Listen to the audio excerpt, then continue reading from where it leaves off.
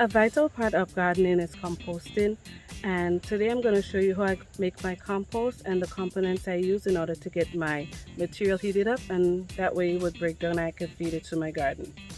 Here I have my compost pile, and we have gotten so much rain that it was so waterlogged, and therefore it's not as hot as I want it to be.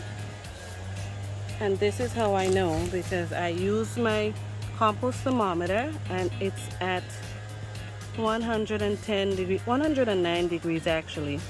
And so I am going to add components in there so that way I can reheat my compost pile and get it all started so it can break down again. I do actually want it where it says hot. This section here where it says hot, at least I like it at 140 degrees.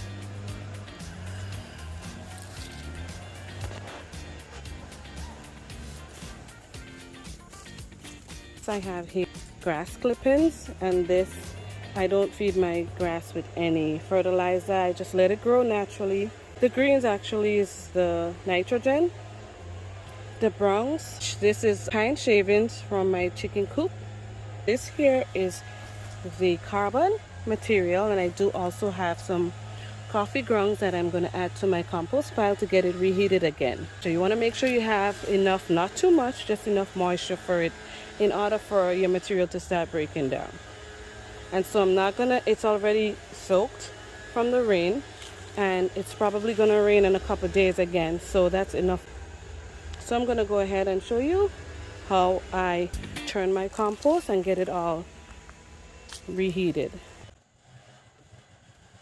So my friends, this is the end result of the compost pile that I just turned and added all the material to it so that will break down and turn into soil. Now some people use different methods of composting their materials, and so it works for them. This is the method that works for me, and I just usually use simple stuff as grass clippings and waste from the garden, weeds, whatever I pull up.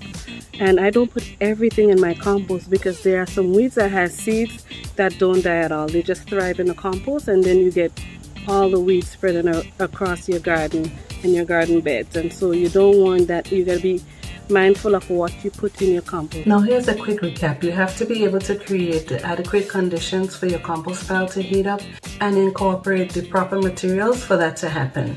Those materials are your greens, which is your nitrogen.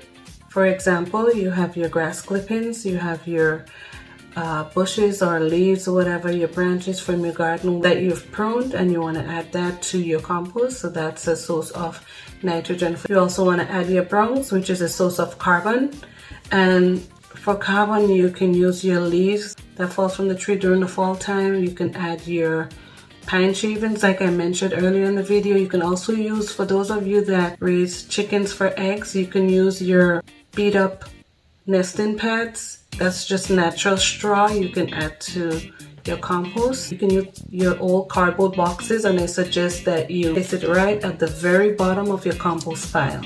That has worked tremendously for me. A few times I've used cardboard boxes.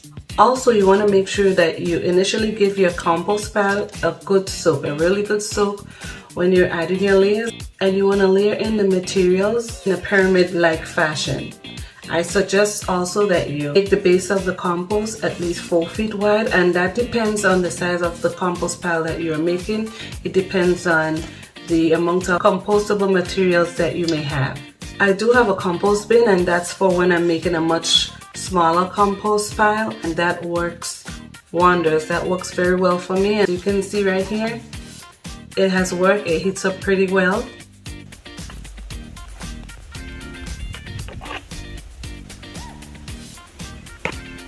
So it doesn't matter the size of your compost. Once you incorporate those materials that compost pile would need to get it heated up, and the breakdown encourages the microorganisms, you're on the right path to composting.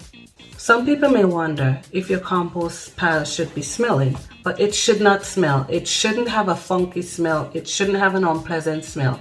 It should smell like soil, like earth, like dirt. And so if your compost pile smells, then you need to adjust it. You may either need nitrogen, or you may need some carbon.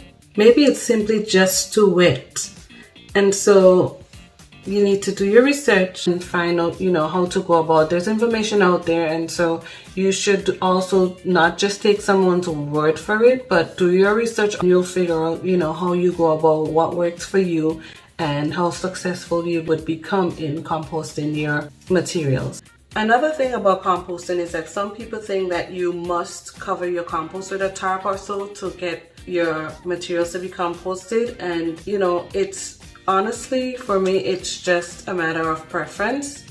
It's not necessary to have your compost heap covered. I do cover mine with a tarp sometimes, and that's when we have an excess amount of rain falling and I want to be able to control the amount of moisture that I have in my compost pile. It's totally up to every individual to choose whatever they feel like. If it works for them, great. If it doesn't work for them, then they will learn how to readjust and how to make it right and correct the mistakes that have been made. I've done it. It's happened to me before. And so I was able to readjust and get it right eventually. So that's all for now for my composting, and I will keep you updated in another video as to how my compost pile is going. So thanks again for watching, and I'll see you right here next time on Fefe's Journey.